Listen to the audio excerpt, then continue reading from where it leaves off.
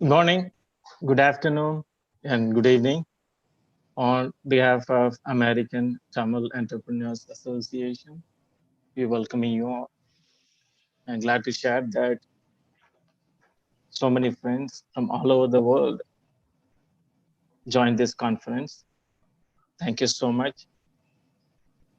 We hope all your nears and dears are doing well, not affected by the invisible enemy COVID-19.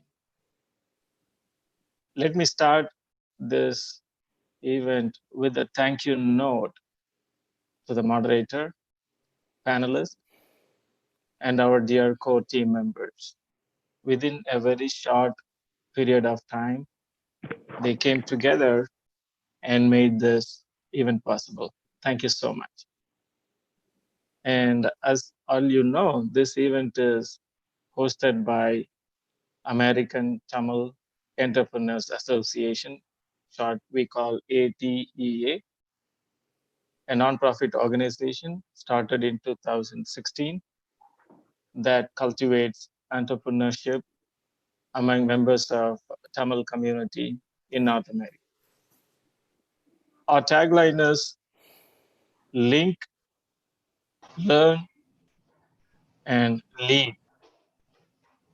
That's what we are doing today, linking the people and the speakers from around the world. We are going to learn from their experiences, and from that knowledge, we are going to encourage several people to start businesses in various fields. So that's our tagline, link, learn, and lead. ATEA's initial focus will be on encouraging women in entrepreneurship, promoting young adults, and enabling first-time entrepreneurs. And we are doing the last 4 years, 4 to 5 years, at different parts of US. We have ATEA has several chapters in US. We usually host in-person meetings, but because of COVID, we moved to virtual meetings, and that motivates us to have several meetings like in a month. We have two upcoming events. One is on July 3rd. We have TEFCON, an entrepreneurship event jointly hosted by FETNA, Federation of Tamil Associations of North America, and ATEA. This will be a virtual half-a-day event. We will send the details to you via email if you have already registered. Usually, like FETNA and TEFCON will be hosted in-person annual event for 3 days, but because of COVID, we are hosting it virtually. Please stay tuned, and if you want, you can share your email addresses. We will send the details to you. As all you know, exactly 1 year back, Chicago hosted G10 conference, Global Tamil Entrepreneurs Network event, along with memorable 10th Tamil World Conference. Almost 6,500 people attended globally. So G10's core theme was agrotech. And exactly like after 1 year, we want to discuss about the same topic. Today, we are going to discuss about agripreneurship, advancing with science and technologies.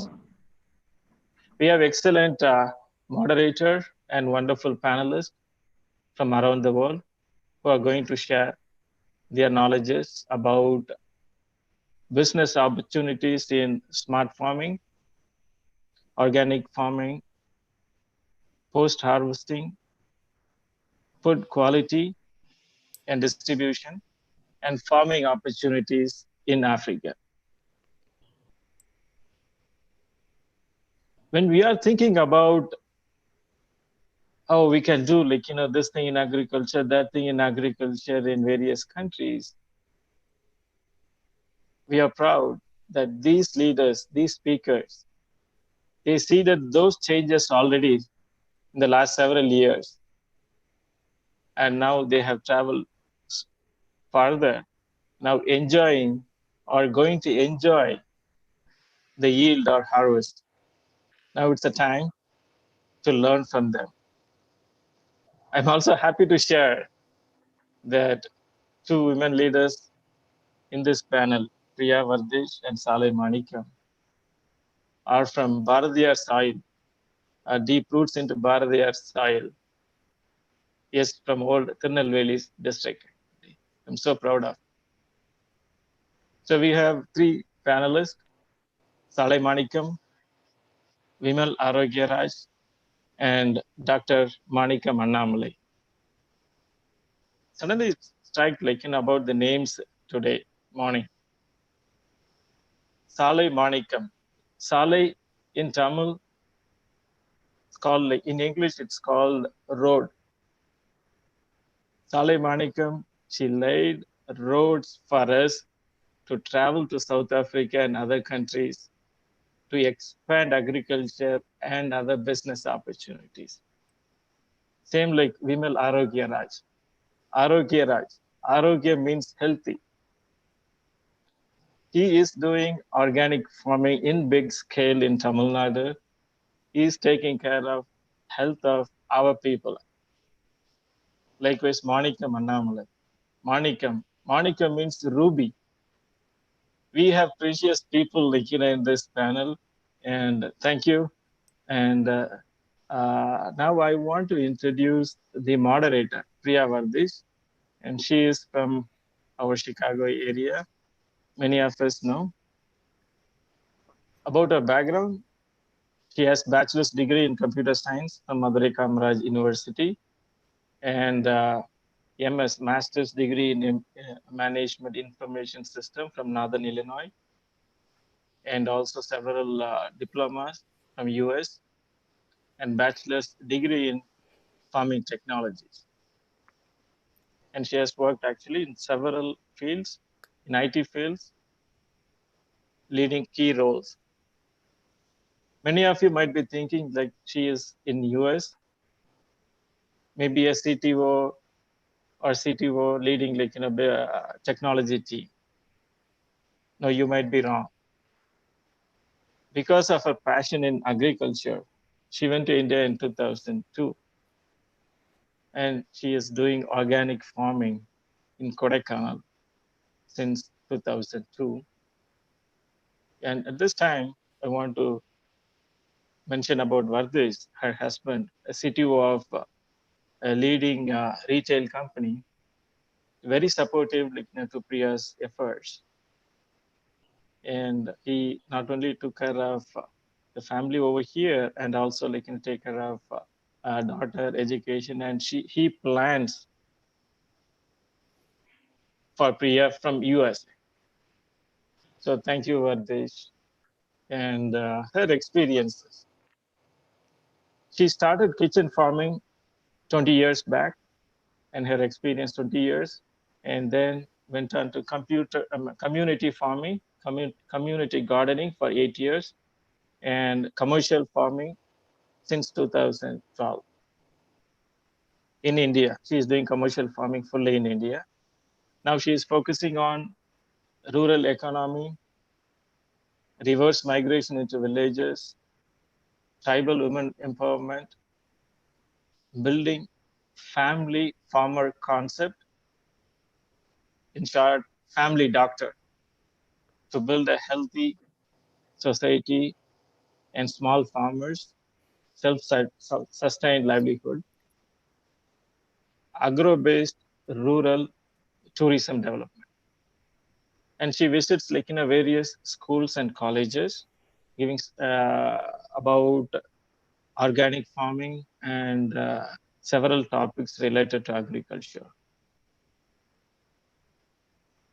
Recognized with several awards and honors, one of the most prestigious awards is the Tamil Nadu government gave Velanmai Chammal in 2016. That's a big award.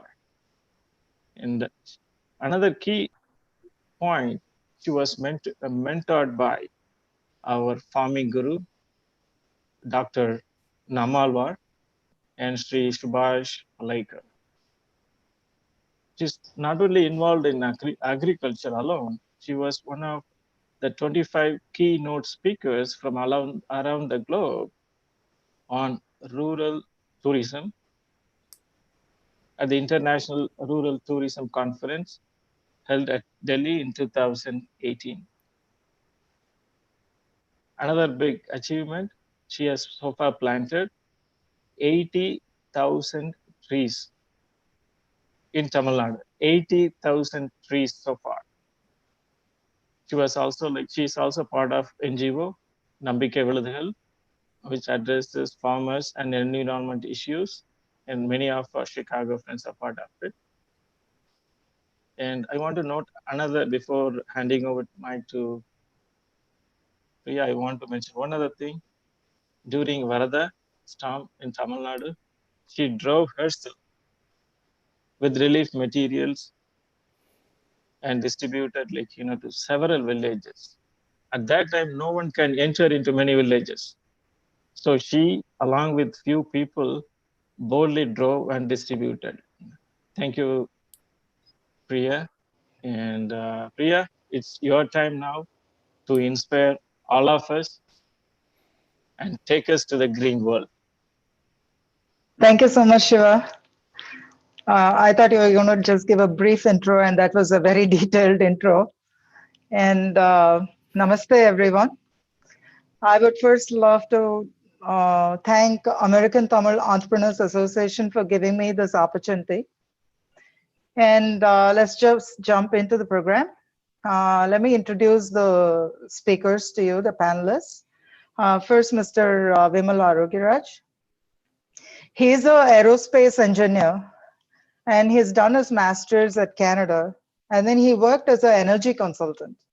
And now he is the director of Ahimsa. It's an FPO, farmer producer organization, with almost 8,000 farmers. And they cultivate around 60,000 acres. The volume of fruits and veggies they handle every day, it's 150 to 200 metric tons.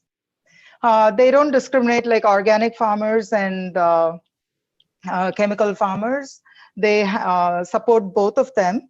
The only difference is the chemically grown produce, it's been cleaned before marketing, and they also utilize the technology called ozonization, which removes salmonella and few other viruses and chemical residues on the food itself.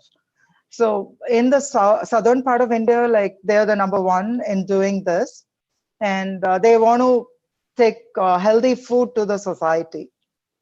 And that's what is binding us all together. We want to build a healthy society together. And next is Ms. Saalai Manikam. She is a socio-economic entrepreneur, and she's part of Arima Farms Ghana Limited. And they're into massive agriculture and grower scheme. If you listen to the area of cultivation they're involved in, it's just mind-boggling. It's 16,000 acres. And in their farming methods, they give the inputs to the farmer, and they also have a buyback scheme. It's more like a community involved, inclusive model. And they are also working on building rapid forest boundaries, because we are losing so much on the green carpet, and they're building it very rapidly. And they also incorporate AI, which is the current jargon of artificial intelligence, and also IoT in their World Bank project, and that was developed by IIT Chennai. And now to Dr. Manickavasagan. He is a food scientist. He's from Canada, and he's the associate professor in University of Guelph.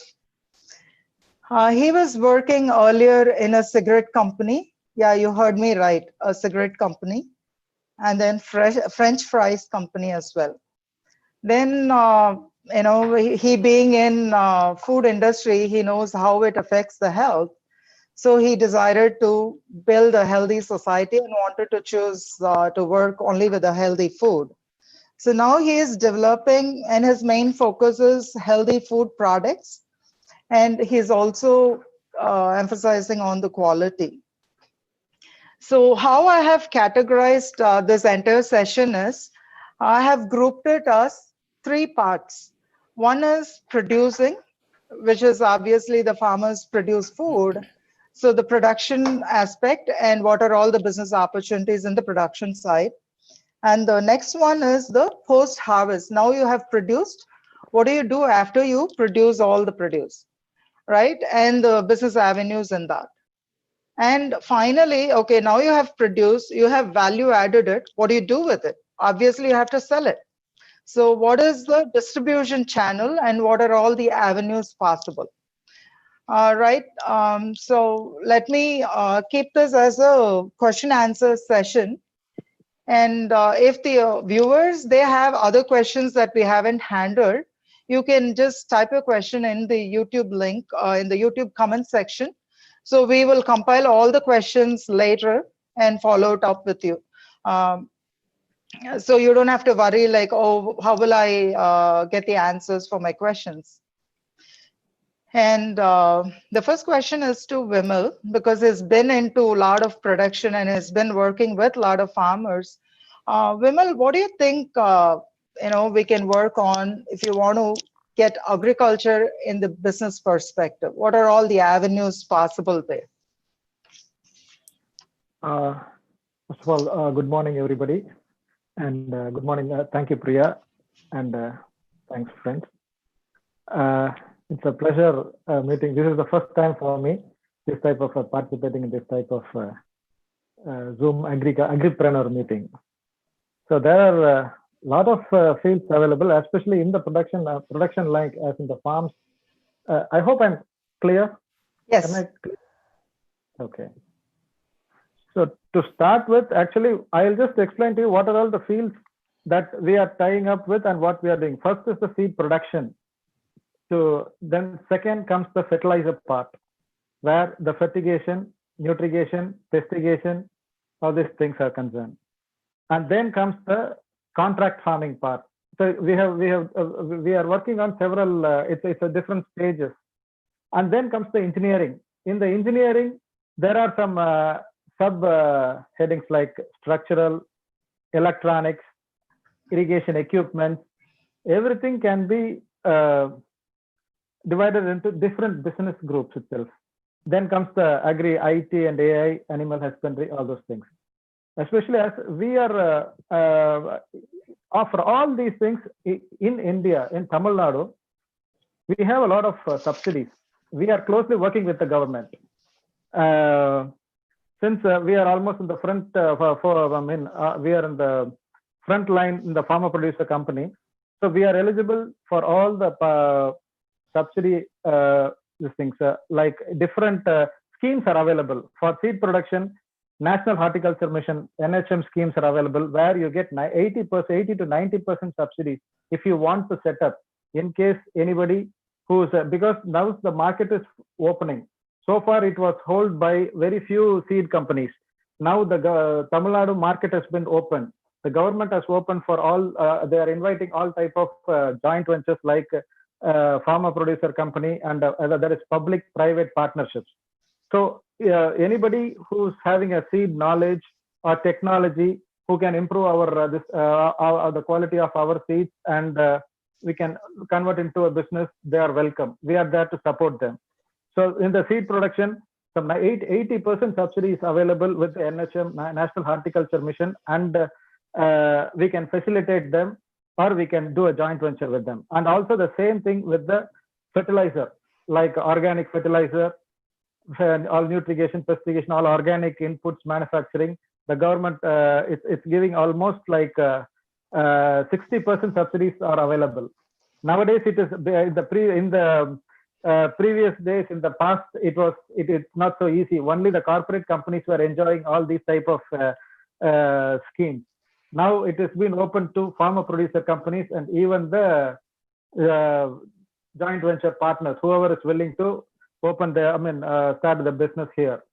So that part is available. And for training, it is a very huge market nowadays. That passion for IT and only the engineering, that is gone. Everybody wants, whoever is interested. Even most of I have seen so many people, they all wanted to come back to the farming, but they don't know what to do. They have engineering knowledge, but they want a crash course on farming. So for that, the government is, there's a scheme called Deen Dayal Upadhyaya scheme, where it's a 3-month training program where the government gives 1 lakh for each people whoever in the rural area. So training program, there's opportunity. Anybody who is experienced in, they can partner with us, and we are working on all these fields, and even the mechanization of farms, the fourth part. Only 20 to 30% of our lands are mechanized. Like 40% of the people use tractors and other things, 40 to 50%. But the irrigation, automation, drip irrigation, and all the monitoring and all these type of irrigation equipment, it is only 20 to 30%. It is a huge market is available in India. Whoever is interested, or who has experience, or who has tie up with some other companies, and even they can subsidize with there are, in some places there is 100% subsidies are available for rural, and some places based on their people's financial the government is giving different slabs of subsidies. So all these opportunities are there here in India. Now only it is opening for everybody. So I hope it's all clear. I hope Priya, am I? Yeah. So that's it. I have a small question in seed production. Okay. When you said there are subsidies available and all that, do they have to be a member of Ahimsa to be partnered with you, or do you also support individual players?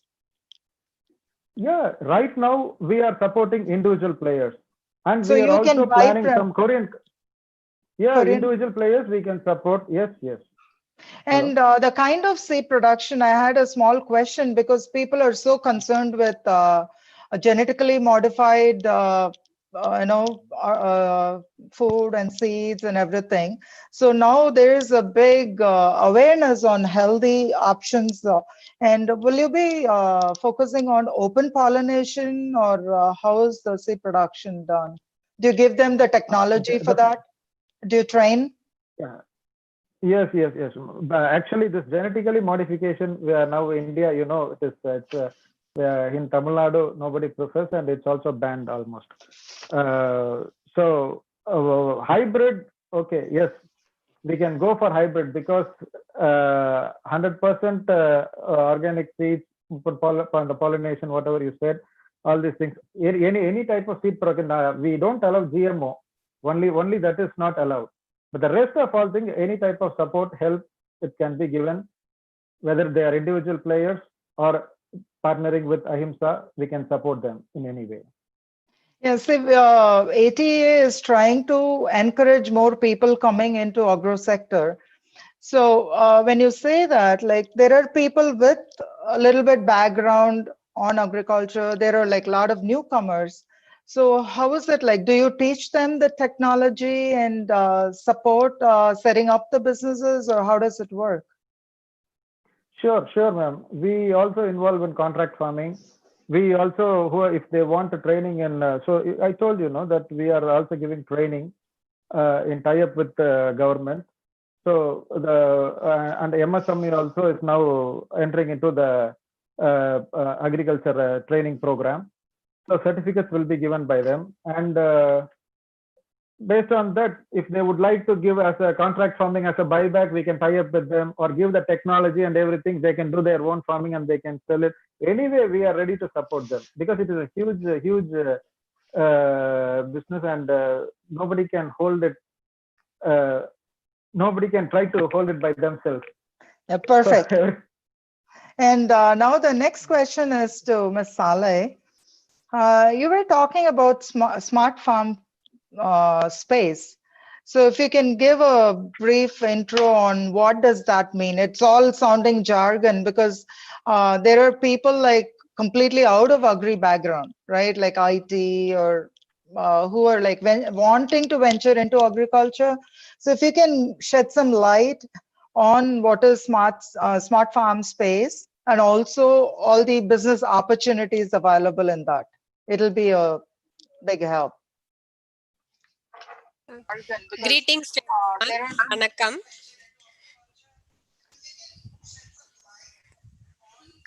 So this is smart farm space is an IoT and an AI enabling for agricultural services, which has been developed by a team which sits in IIT Chennai, not the IIT itself, but the team sits in IIT Chennai.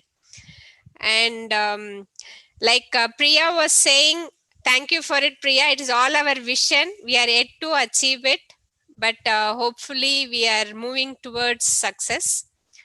I want a little brief on how we are structuring our whole farm plan. We have about 16,000 acres on a perennial riverbank, White Volta, with 3 seasonal streams. Since it's a huge project, we are bringing in various stakeholders who will work together to achieve what we want to do. Arima Farms would be the farm owner and will create the infrastructure required for in-grower scheme, where we will train the community people to become agripreneurs who would work along with the team to achieve whatever the crops which we want to grow. And we are associated with 2 other organizations, which is Smart Farm Space, which will enable IoT and AI, where we will have sensor ongoing monitoring of the farm, the soil, the moisture, the weather forecast, so that since this is a sub-Saharan area, we need to have all those to plan proper cropping seasons also. And we also work with a group called Complete Farmer, which is founded by a group of young Ghanaians who would be working on the field. So this is a collaboration between all of us, which will make it happen. We also work with a university here, where the students from the third semester would be working on the field with the community, so that there will be an ongoing monitoring and research of whatever is happening. This is what we have planned. Smart farm space, apart from doing the farm management, the key thing which we have brought in is a transparent investment portfolio for interested investors. We are bringing in unit investment schemes where they can get into farming with us, and 24/7 they can see what is happening, what is being done on the farm, including the financial management would be a transparent on the farm space. So that is what we want to achieve with these collaborations. Yeah, and the next thing I was a little curious, now the climatic condition is completely unpredictable, right? Like they predict rain and it doesn't rain, or it rains in the wrong season. So it's very, very difficult for any farmer to plan the cropping season, and also water scarcity, right? You're lucky that you're on a perennial river, and majority farmers, they're struggling to water their plants. So how do you mitigate the water issue, especially if it is a large scale farm? Okay. Luckily, as you said, we are on a perennial river, and Ghana is blessed with good soil and water. So we don't have a challenge as it is, but we do have to manage the available resources well. And as you rightly said, the climatic conditions, the forecast, it is each year it is changing the pattern. For example, this year we had early rains in Ghana. So this AI, the smart farm space, will enable us to understand this weather patterns prior. So it is we can plan our crops and what type of crops and what time we start, all that can be planned effectively with this support. So your precision farming technology will take care of the water issue, if my Yes, understanding is correct. exactly. Yeah. See, it is not only abundant water required. So certain crops need a restricted water resource also. So our drainage system also has to be planned as well. We need to have the forecast. We cannot have abundant rain for certain crops. So we need to plan it both ways. Right. And earlier days, we never categorized farming as organic farming or inorganic farming. When you say farming, it was always organic, natural, right? After 70s, after the Green Revolution started, this whole chemical farming came in place. So they started urea, all the fertilizers, pesticide, weedicide, and all that. So now it's like a cycle, right? The organic farming is picking up. So what do you think about, like, is it evolving, or you think it'll be revolution coming forward after COVID? What do you think? People are all becoming like health conscious. Yeah, I think as you rightly said, that is what was farming.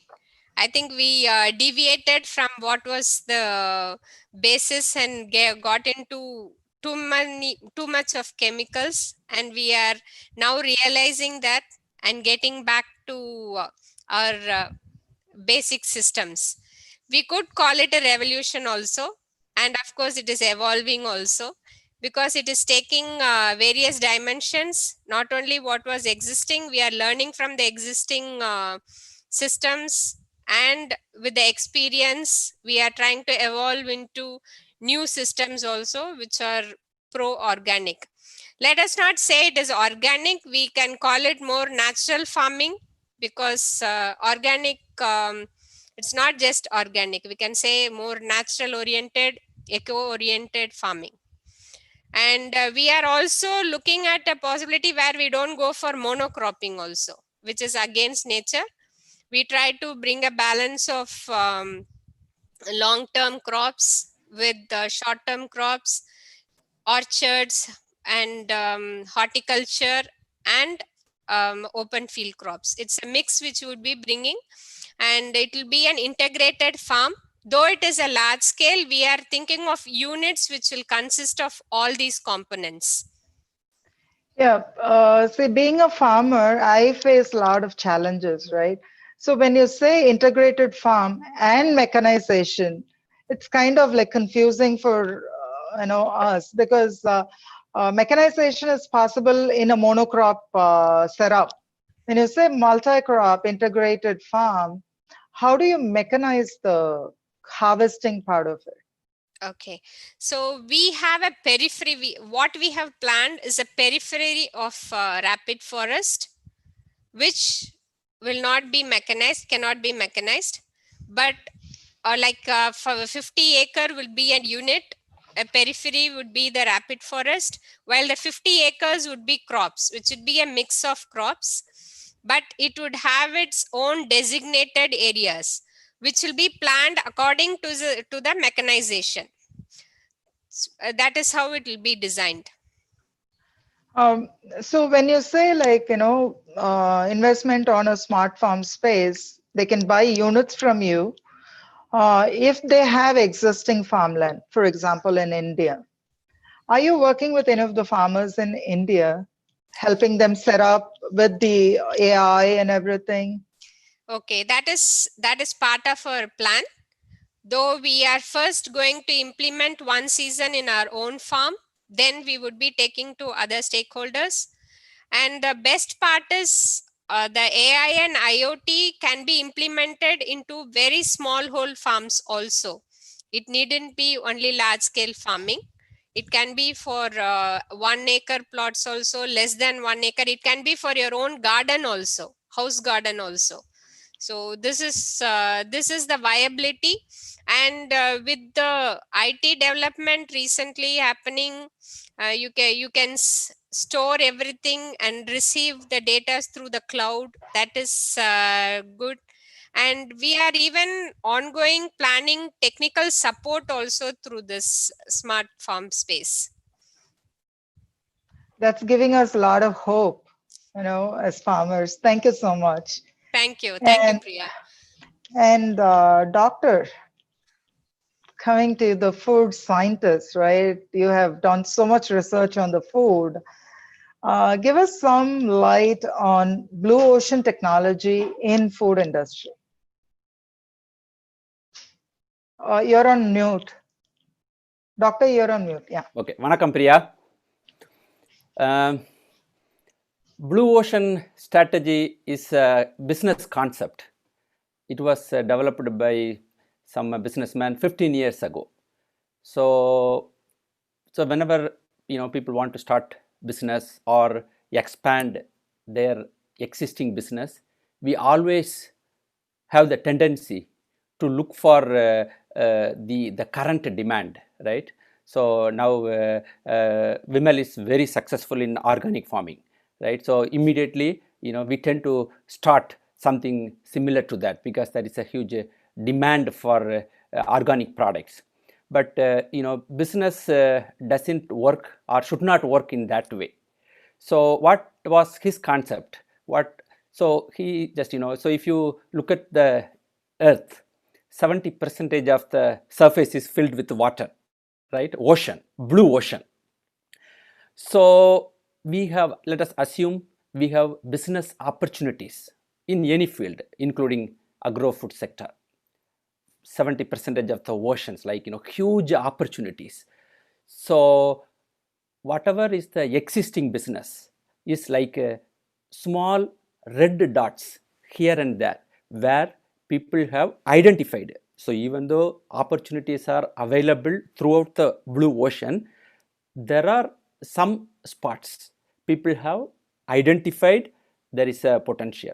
So everybody tend to go to that part, like just there is a visible food in the ocean, all the the fish and all other sea animal go there and they fight each other.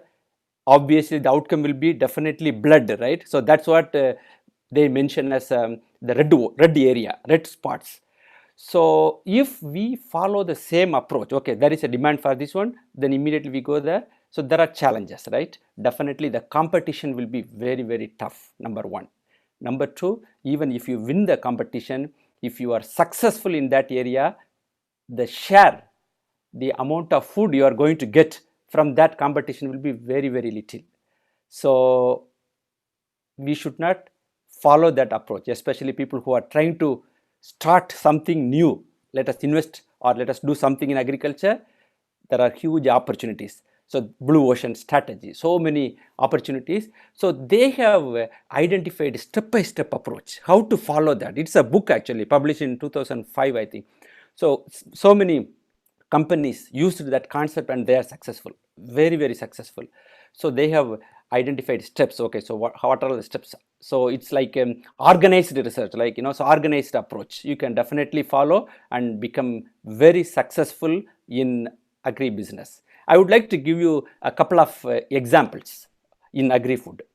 So again, this is idea only, as I mentioned, opportunities are like ocean, right? Blue ocean. So whatever I'm saying, just one or two spots in the ocean. So we have to be very, very careful about the agri business. It's not like the traditional business. Most of you are involved with technology, right? So in technology, always we look ahead, we look forward, right? So how I can judge what will be the demand after 5 years, how after 10 years, like. So today the artificial neural network is very successful in all kind of artificial intelligence. Tomorrow deep learning, so day after tomorrow deep learning. So you have to keep thinking forward, right? But in agriculture, so our friend like so Saalai Manikam and Ahimsa, Vimal have developed a lot of they use the technology to produce the commodities.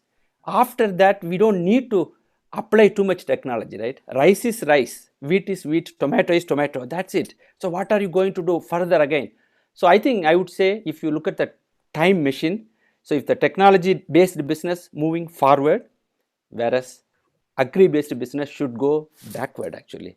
That's what Saalai Manikam clearly explained. It's not the cycle actually, we are going back, we should go back, definitely. I will give you a couple of examples here.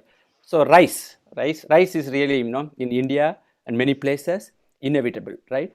So now, based on that, we applied so much technology on that, right? So we polish. Now it is very, very bright and polished product, white rice. Very direct health effect, right? We have diabetes, very direct connection, everybody agrees that, right? So I talked about the brown rice health benefits. It's very simple. You can produce whatever technology you can apply, produce that with simple processing technology, with simple innovation. You can make a very, very big impact in the society. So how to make the brown rice available? So now in developed countries, plant protein are becoming very, very popular. They are trying Beyond Meat, very big successful company. They are trying to use plant protein to develop product which imitates the meat. Why do you want to go? If somebody asks you, touch your nose, touch like this. Why are you trying to touch like, oh, I'm trying to touch, I put a lot of hard work, why, right? So plant protein, we eat vada, ulunda vada, 30% protein content. How can I educate the people to pure plant protein, right? So our business person like Mr. Rajagopal Annachi, 40 years ago, not today, 40 years ago, he identified, right? He recognized there is going to be a huge demand for vegetarian based diet. He started Saravana Bhavan. Till now, we don't have that gentleman with us today, but all his, the restaurants all over the world, more than 100 franchises, right? So very successful, right? So those kind of things we have to think completely different. Think about blue ocean. Thank you, Doctor. And now, Vimal, now we have looked at all the possibilities in producing, whether it be seed or food or animal husbandry or, all this. What do you do after you harvest your food? What are all the possibilities in post-harvest, right? You have your vegetables or fruits that you've produced organically or inorganically. Now, what do you do with it? What are all the opportunities in that avenue? Vimal, you're on mute. Vimal, can you unmute? Yeah. Yes. Yes, ma'am. We do we don't do much of too much of processing, but we do as far as this safety, security is concerned, nowadays it is very essential. So first, as far as whatever vegetables we supply, we after collection from the farm gate, it is being brought to our procurement centers, where we use where we subcontract that work. That is a separate. That is one of our farmer producing company member. They do that. So that is a separate business being given to them. That's a small way. Now it has been taking a good shape, and it has been expanding.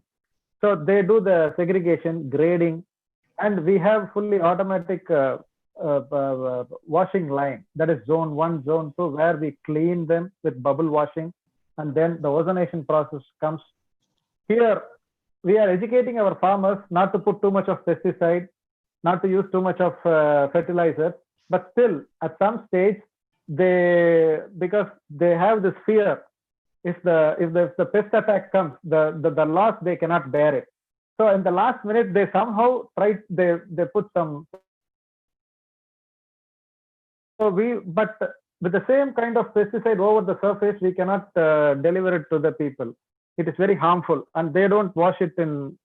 So we do the ozonation process, where the chemicals have been oxidized. It has been the surface pesticide residues will be removed, and then we just pack it, and whether it goes to the cold storage or directly to the client. Then the second stage is, after the dispatch, the excess amount, whatever is happening, is being left over, we store it in the cold storage. That is the second part that comes in the processing. And then after the cold storage facility, we also do the value addition. The excess of vegetables during the times of overproduction, we cut those vegetables. We have our own dehydration facility where we dehydrate. This is the process where in the course of time, the last 4 years back, we don't know anything like this. So we don't know, when we couldn't sell the vegetables, we used to give all the vegetables to the goats and cows, or we have to dump it in the backyard. It all goes waste. At that time, 4 years back, we don't know about that cold storage or processing or value addition. Then after seeing all the losses, we started working on the reverse process. Then we slowly we were able to cut short find a way to avoid all the wastages. So that's how it came. The cold storage facility came, the processing process of cleaning and everything came, and the value addition of dehydration came. In the dehydration process, you can in English in your when your childhood days, you would have seen the houses where we have that brinjal, dried brinjal, we would have been used. Even the mangoes, dry mangoes, we are still using it. So the same way we are using it, we are dehydrating it, and we are making it a packet, and we can store it with proper packing. We can store it for 12 years. So that's what we were able to find out. So we have installed that machine, and that is a huge market where if people are willing to do, they can do it. Lot of vegetables are available. This Corona time, where we couldn't supply fresh vegetables, we were supplying dehydrated vegetables. It was a very good business for us. All the vegetables which were overproduced have been converted into this dehydrated product, and now we were supplying to all the to all the people who are there in the lower economic status, and where the vegetables couldn't go. Fresh vegetables couldn't go, we were supplying all this type of dehydrated vegetables. Now we are also setting up a we are also setting up a IPF unit where the rest of the vegetables or some other vegetables can be frozen. That also shelf life comes to around 1 year, more than a year. I think Dr. Manikam can give better idea about that, and we have his support on this. So all these fields are available, and all these fields also cold storage facility. Also, if anybody is willing to, because now only the market is getting open, and the government has given a lot of schemes. I think they have announced around 400 crores for setting up cold storages, for processing equipments, value addition projects in MSME schemes. All these lots of schemes have come. If anybody who is interested, we are ready to help them. And we have a lot of huge supplies of vegetables where we can supply, we can give the technical know-how, and if they are having the technology to who can bring it here, we are ready to partner with them with all the subsidies and other this thing. And then comes the packaging part. That is one unique each for frozen vegetables, separate packing. That is a separate business. That's a huge business that is available right now here. And for dehydrated vegetables, it's a separate type of packing. Frozen vegetables, separate type of packing. Fresh cut vegetables, that is a different type of packing, and overall packing, shipping. So that's all. All these process, this collection, cleaning, grading, sorting is one part. Cold storage facility is another part of post-harvest business, and value addition and packaging. So all these comes under the post-harvest business. So each heading we can discuss later, or anybody is interested, we can give them ideas or the facilities available with the government. We can work on it. Thank you, Vimal. When you say all this MSME schemes and everything in setting up IPF units, my question is, like, a lot of people are currently working, and some of them are thinking some business opportunity for investment where they cannot physically participate, but can invest in building a cold storage and make sure it is constantly getting business. So if there are cold storage set up around your farm spaces, do you think you'll be able to give business to them so they don't have to worry Sure, about selling their space? sure, ma'am. Opportunity, if they cannot come and do this, they are willing to participate or by investing. We are setting up another company where we, as a Ahimsa, we are restricting ourselves in production alone. For all the value addition, post-harvest value addition, we are setting up there are lots of inquiries. People are asking the same thing. So we are setting up a separate company where they can invest, they can buy shares. The same, all these facilities and whatever I have mentioned on this is been there. We can have a clear. Definitely, we are supporting them. They can invest and Perfect. they can see the return. Thank you, Vimal. A huge business. Thank you. And doctor, now we are into value addition and all other business perspective. Now people like, even during COVID, like the Shurnam and, health, medical stuff, all natural and Ayurvedic. So what do you think, you being a food scientist, is there any possibility with herbal or medical system, all that in post-production? Yes, yes, Priya. So when you say herbal system, like it is also again all plant-based material only. So the essential commodities we need for our life is like food and medicine, right? So they are connected. So food and medicine are definitely connected, and even wherever they apply or implement full lockdown today, if you look at the exceptional essential item will be hospitals, pharmacies, and the grocery store, right? So these things cannot be kind of closed, which is very, very, very important. I'm glad the ATEA committee is organizing kind of events like this to promote agri-based entrepreneurship. Thank you very much for that. So coming to that, your question, like herbal. 2 months ago, actually, I got an opportunity to work on a research proposal using traditional medicine. It was really new to me because my main focus was food quality and very common food. So when I submitted a proposal on a traditional medicine based approach for the COVID, improving immunity, I really learned some interesting information actually. So World Health Organization recognizes the traditional medical system. So what they say is traditional medicine is nothing but it is a collection of knowledge, experience, and culture. Definitely we don't have valid scientific evidence to support that. However, we have treatment, cure, prevention in that system. We have to preserve that. So that is the statement from WHO. So they started focusing on this area from 2010.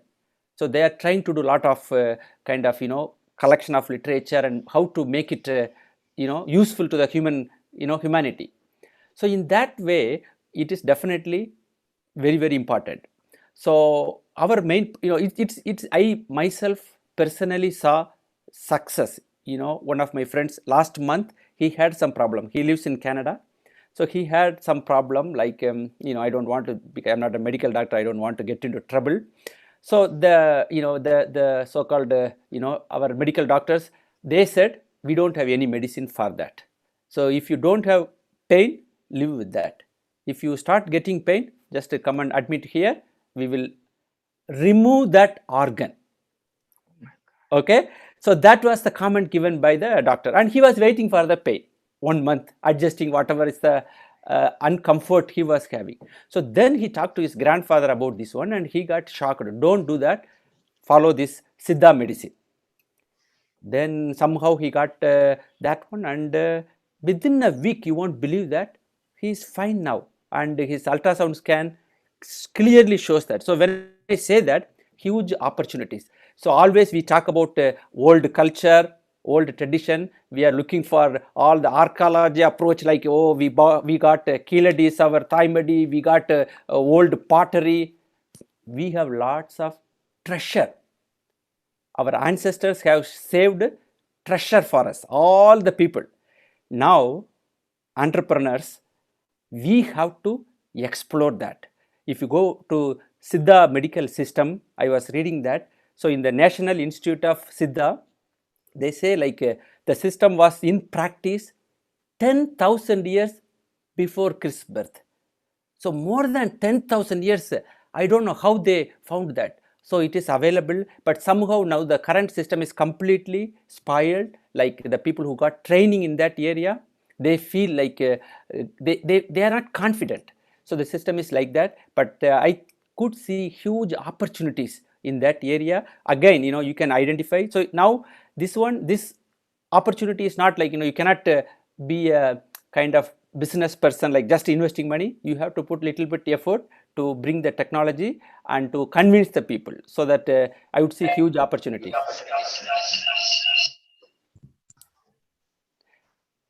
And doctor, the other thing that I wanted to ask was, that's your specialization. Yep. Most of the farmers, they want to eliminate middlemen. They don't want to have a trader, right? They want to directly sell to the consumer. So in that case, if there is a trusted farmer, like what I'm trying to promote, I encourage every family to have a family farmer instead of a family doctor. So if you know a farmer and you're associating yourself with them, then because of the trust factor, you can just blindly buy from them. But you're associating with an unknown farmer, right? And you're concerned about the quality of the food. Like farm to fork is picking up, the concept is really talked about. So how do you ensure quality in that? Okay. So quality is very important. It's not only within the farm or within a small region. Now the supply chain is global, because I can tell you some examples. Here in Canada, we produce lots of pulses, lentils, chickpea. So Canada is the second largest producer of pulses in the world. So when you say quality, it's not like within a small region, it's global. So we have to depend on the export market. So India is our major importer. So here the problem is, everybody has their own quality requirement. So unless otherwise you can assure our product comes with the quality, assured quality, whatever is the product. It can be any surface quality or nutritional quality, or any infestation or any pesticide residue, whatever is the quality. It is the people who export, their responsibility. They have to make sure. You won't believe, India is rejecting Canadian pulses. Actually, we have lots of problems because of the quality issues. So now the thing is, like, my main focus in food quality is computer vision. So we have technologies, use different types of cameras, and then characterize the quality. So whatever is the target quality, we can calibrate according to the quality. So it is being followed now in all food industries in developed countries. They have the systems to use the computer vision based technologies, automated inspection, and successfully followed. So here the problem is, we cannot develop the very standard techniques because of the nature of biological materials. So we have to develop individual, very specific technology for specific quality or specific commodity. So huge opportunities for that. So in the last 5 years, I think 6 or 7 of my research grants are for very specific quality. So people who have background in technology, like how can we use computer vision based quality assurance, definitely huge opportunities for business also, because I know so many business here in Canada, especially the Canadian Food Inspection Agency. very keen on microbial contamination. People can sue the companies very easily. So I know there are so many companies being closed because of poor the food inspection system. So if anybody is interested, okay, I have some background in this area, I want to develop some technology, we have tons of problems actually, like like to make the quality guaranteed quality. So I think that has a very huge opportunity for that area also. I think it is applicable everywhere in the world. So would you be helping if someone is very keen on setting up a lab or something? Will you be able to assist them in setting up? Because most of the viewers right now, even though they are in the food industry, specific areas, they don't have the knowledge or know-how. So will you be helping them if they come to you, or Absolutely, do you have any we have service available? definitely it's not like ready-made service, like so we have to work with that specific quality. So that is our main focus actually. We have a bioimaging lab here right now. 5 PhD students are working on different quality of the products, like corn, pulses, and maple syrup also. So it's again product specific. So we have a lab, we have facilities, and we have all the link. Definitely we will be helping whomever has any specific questions. And thank you so much for that. And while you're discussing, I also wanted to look at the app-based opportunities, because uh, everybody is coming up with apps and everything. So what are all the options or opportunities available in that area? Yeah, so again, it's all whatever we discuss is different dots in a blue ocean, huge opportunities. So again, you have to be very creative. Definitely, you have to be very creative. I would say examples like, so what is WhatsApp, right? It's just a kind of communication, or, like a communication app. And, he was able to sell for 16 billion US dollar, right?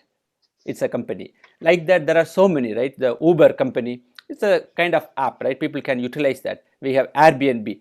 So I think huge opportunities, like we have to be very creative. And because right now people are in the production side, like Saalai and Vimal are doing the production side. And everybody wants to get some information about the product, what they produce, what they sell, what they buy, what they eat, right? So if we can think of something, now we have even I know that some of you are using phone better than laptop, right? So if you can have a small camera, the resolution is much better than laptop in phone. So you can just take an image, and then using that app take an image, and then characterize the quality and whatever information, just to provide them.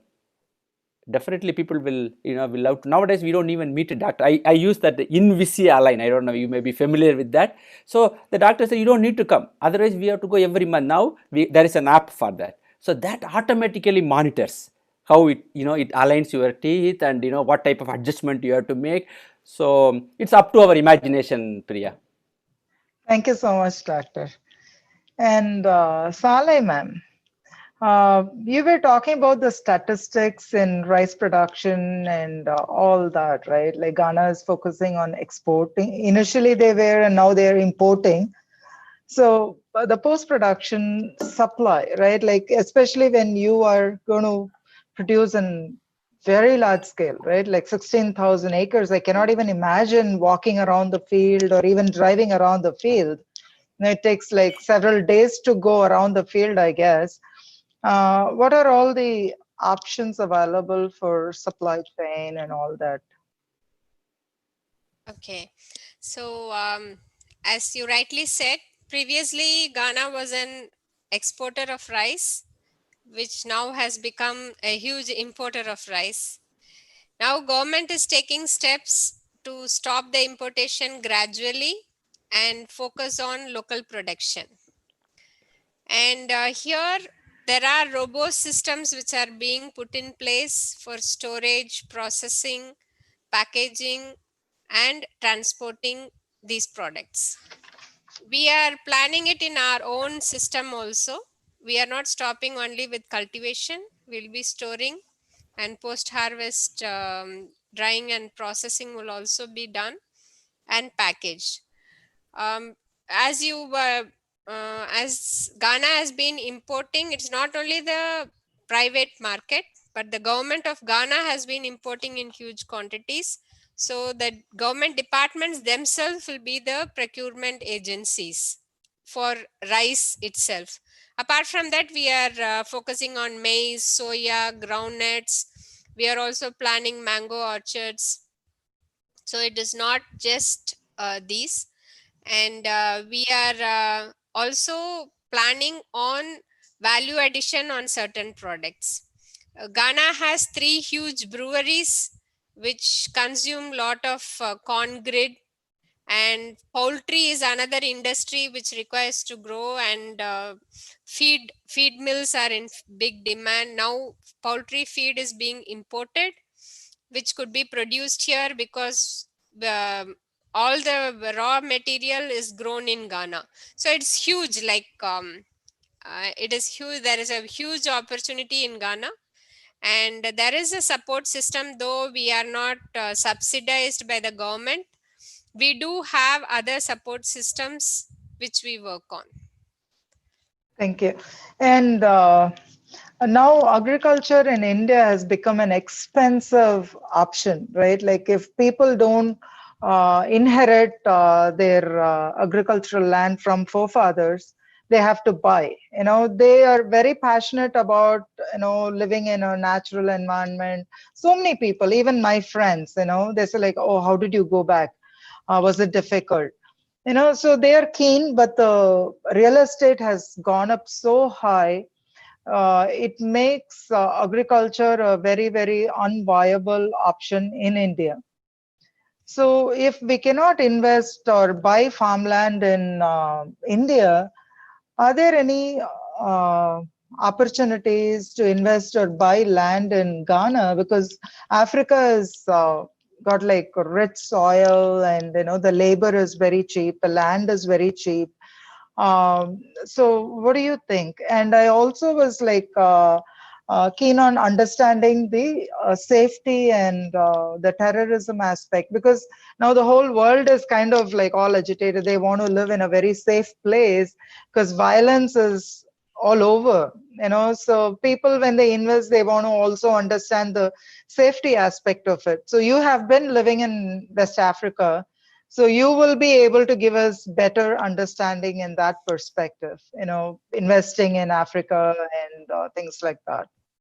Okay, so let me explain in my own way. I think most of it is a myth, like the terrorism and being a dangerous place and all that. I have been here as an individual for all these years. I came first in 2007, started this company with one key partner, our chairman, who is also from Tamil Nadu. And we have been here from 2012, and we are safe. We have been traveling all the rural areas. We have even traveled into the forest. It's a very wonderful place. And what you hear about terrorism and all that, I think it is more of what the press wants to convey. It is a very safe place in Ghana, and few other countries in West Africa I have traveled, all have been safe. So that is one thing. The other one is the cost of land. Here nobody can buy land. It can only be leased from the chiefs, who are the custodians of the land. Though the payment is not done to the land itself, the process of going through acquiring the land, getting the lease, clearing EPA norms, and all the other process, the cost involved, it does give a value to the land. It's not that it is cheap land, but the agriculture, if handled properly, is a very profitable business, and Ghana is well positioned to be able to supply to Europe and the US, which is also a valid point. I think rather than looking at cheap land or cheap cultivation methods, it is profit made over how you manage your agriculture. I think that is very well designed, can be designed over here if we take all these factors. So anybody can, as a foreigner, you can come in to invest here into agriculture. Of course, you are welcome to see Ghana as yourself. And as friends, we are available here to share our experience and all that. And of course, if you want to join with us, you are always welcome. And as I said, Smart Farm space, once we launch it, it is going to be a very robust and very transparent medium in which you will know how you are going to go forward with it. So do you have any working tangible model uh, giving like numbers? Because for an investor perspective, like if you look at in their shoes, they're more keen on the numbers, right? They Yeah. want to focus on the return on investment. Okay, I'm investing so and so dollars in it. What is the value I'm getting back after certain number of years or whatever, right? Do you have any tangible working model and statistics available Okay. from your So previous? yeah, so this we would be making it available for all the investors. Maybe down the lane when we are officially launching this smart farm space, we would be giving those details also. And the interesting part is the investor will know like the farm, the crop which is going to be grown and how it is going to be grown, the period of the crop, and who is going to be the end buyer. Most of the crops we will have the end buyer also tied up. So the whole sequence, the whole supply chain will be known to the investor. And we would be giving what is the package, like what is the minimum investment he needs to do and what would be the ROI. All that will be given once we, maybe in a month's time, we would be ready to share all that. Thank you so much. And the final part, like, the supply chain. Now we have produced, we have processed or added value to our produce. Now we have to take it to the end consumer. So I think Vimal should be able to shed some light on this supply chain model that you're following right now. And we can understand the business opportunities available in the supply chain area. Vimal? Yes, ma'am. Yes, ma'am. Can you hear me? Yes. Okay. Actually, supply chain in food, in the food supply chain, it is just budding. It's in the budding stage here.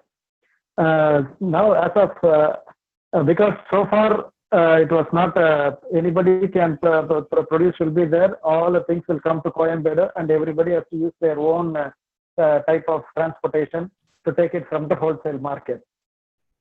Hello, hello. Yeah, we can hear you. Hello. Okay. But now, after this COVID, and before itself, since we are handling huge volumes of vegetables, now we are since we are supplying to the entire till the Kanyakumari end of moving of 150 to 200 tons of vegetable every day.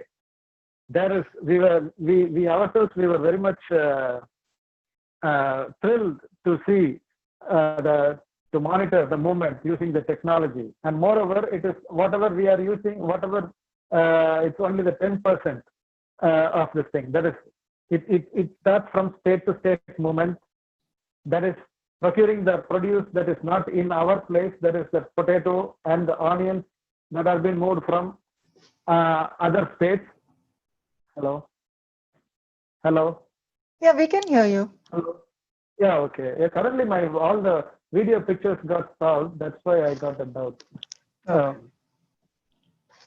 And then the interstate movement, that is the district movement, district to district movement of vegetables from our procurement centers to all the major cities, and that is a separate business. And that urban distribution, that is a city to the last mile delivery from our hub. So that is, we are distributing to the shops and to the commercial kitchens, and I think that is the last mile to the home delivery. So that is a separate kind of auto delivery. And finally it comes to export. That is exporting. That is a separate type of packing, and then transporting to a separate type of vehicle, closed reefer vehicles to till the shipment area, that is airport or to the port. So it's just now the market is opening. Whoever is, and moreover, the government is, since this is the new market, the government is giving around 35% subsidy to purchase reefer vehicles and other vehicles, especially for this agro-based supply chain. Whoever is starting a company, whether it is a new company or any private partnership, or it's a farm producer company, for all types of people, the government is willing to support in this. They are encouraging the supply chain business. So if anybody is interested, it's a very huge business. And if anybody is interested, we have all the workouts, all the numbers. We have the entire project with this. We will be happy to share it with them if anybody is interested in investing or coming and starting a supply chain business here. Thank you. Thank you very much, Vimal. I think we are near the end of the session, so I can compile all of it, whatever we discussed till now. So in the agro-business sector, yeah. Priya, can So I barge into your speech? Yes, Before please. you conclude, we want to hear how you came from where you are to become a farmer in India. Because you have been asking us too many questions. I think it's time we ask you one. I don't know if that will add any value to the... It will, of course. Actually, my journey started with a very selfish attitude. I wanted to have a healthy life and provide healthy food for my family. So that is where we started. And then slowly it just expanded, It's a Vasudhaiva Kudumbakam, right? So I wanted to be able to produce healthy food for a healthy society. So I call it Nanjilla Unavu for Noilla Samudayam.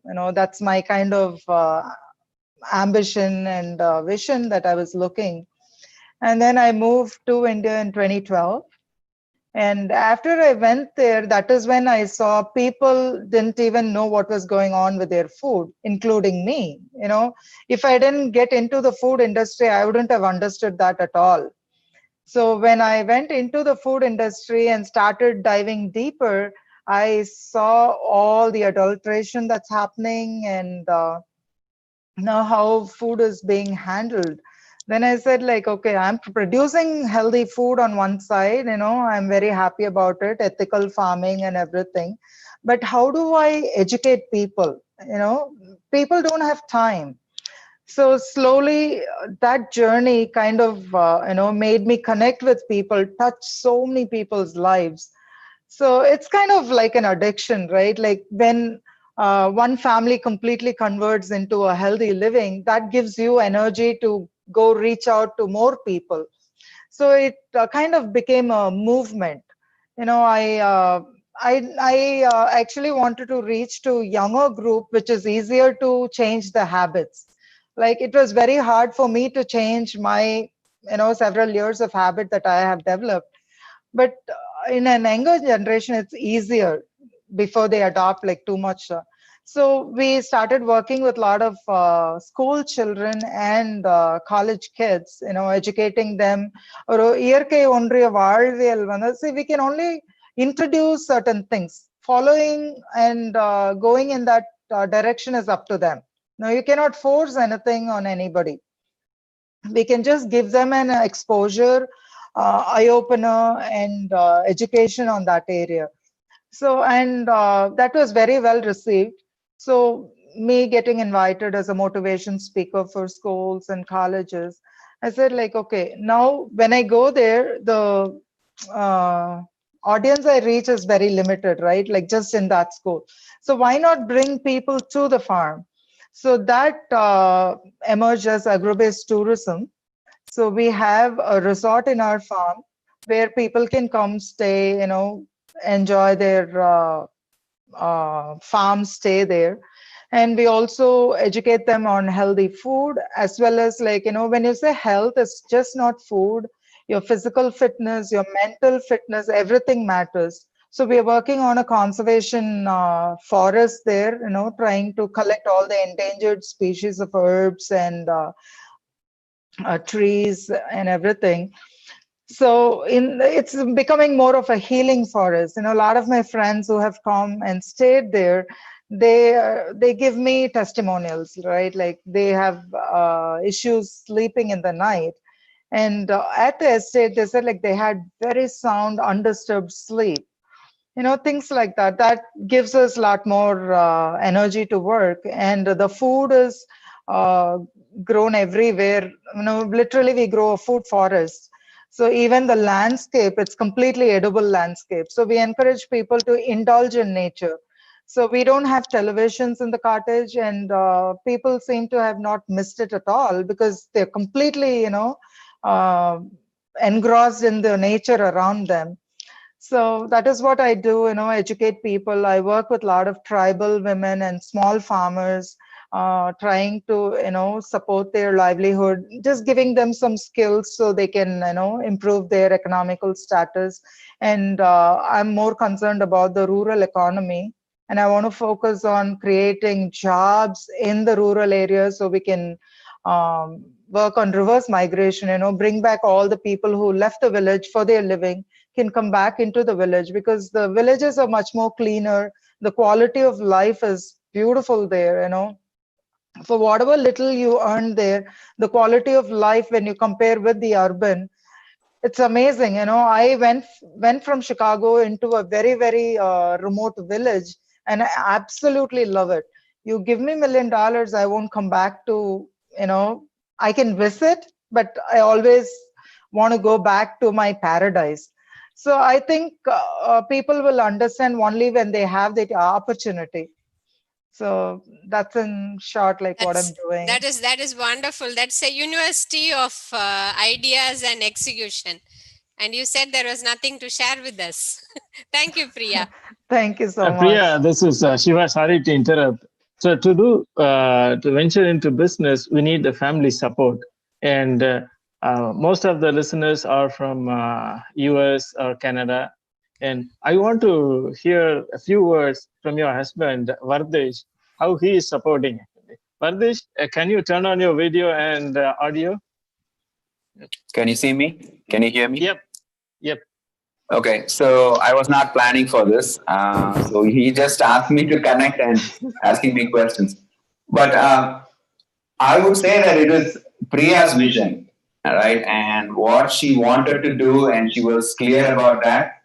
And I was just being supportive to help her out. But otherwise, she's the one who's doing it, and she's the one who has the vision and execution. So I would not take any credit for whatever she has done. And in fact, when I go to the farm or estate, in fact, many times I've told her, if I had to do what she's doing, I would have been back in the US within a few months. I don't know how she does, but I think it is her passion and conviction that she's able to do what she does. And I think you all know it's not easy. Unless you really believe in it, you will not be able to do it. Thank you, Varadheesh. Priya, back to you. Yeah, my family, I was very, very lucky to have a very supportive family, and they're like my pillar of support. And I'm very happy with whatever projects that I'm doing, because I'm seeing the results. I'm able to touch so many people's lives, and my life seems to be much more meaningful than when compared to my life here in the US. Of course, I was making a lot of money here, and I don't make that much of money there. In fact, I don't make any money at all for that matter right now. But still, the kind of happiness and contentment that I have is like huge. I cannot even express in words. Now that, slowly I have built everything, it's time to take it to the next level. And it seems very, very prospective, even in the financial, economic, perspective. And now we have this panel to support businesses like mine.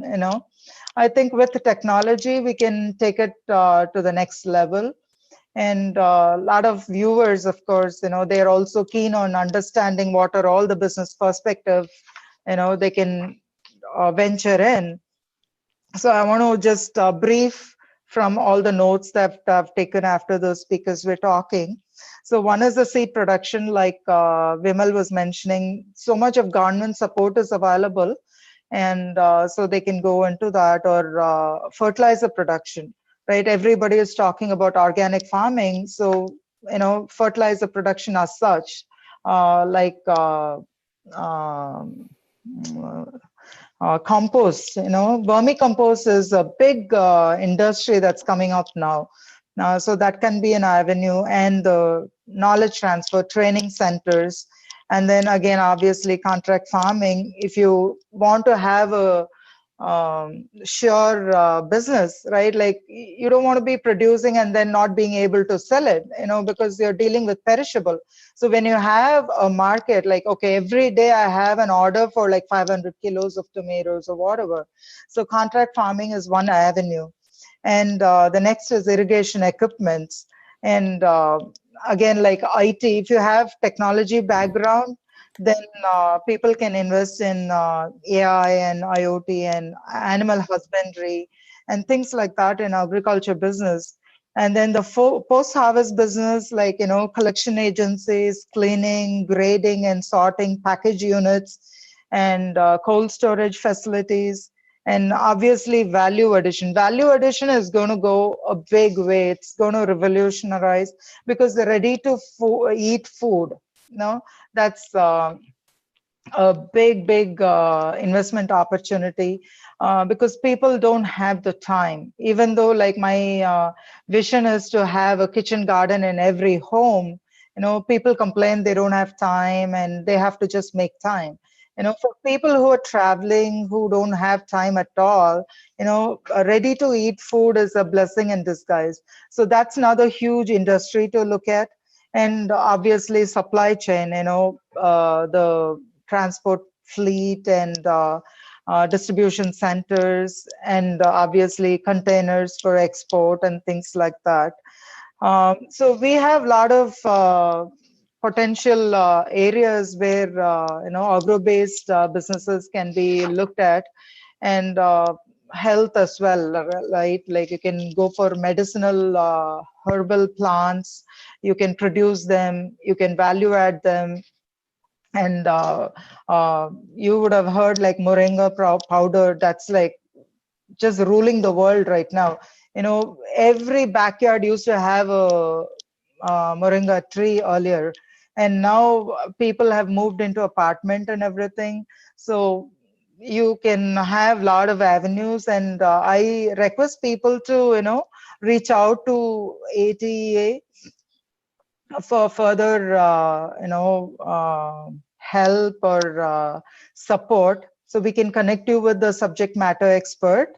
If you have specific question, we can even if not in the panel, if you have some new questions, we can find the expert for you and help you, because we want more people coming into the business field, and agriculture can be a profitable business. I think this webinar was very useful for all of you, and has given a idea of what can be done. And now it's your turn to dig much deeper and do some research and identify the potential area where you can work on. And best wishes to all the viewers, and welcome to the agro-based industry. So now Parthiban want to give a thank you note, and Parthiban, it's your time. All right. Thank you. Thank you, everyone, for being on the panel and also attending this webinar. And thanks, Priya. It was a fantastic orchestration of today's event. And it threw a bright light on, intricacies behind agriculture and the industry. And we did, talk to all of the panelists like Dr. Manickavasagan, Vimal, and Ms. Saalai about what they were doing in different areas. And thanks again. And one other thing I want to, mention here is there are so many people behind the scene who made this webinar, come to the life. can all the volunteers, turn on their videos and the audio also? All right, thank you. I don't think I see the. Oh, okay, I can see the others also.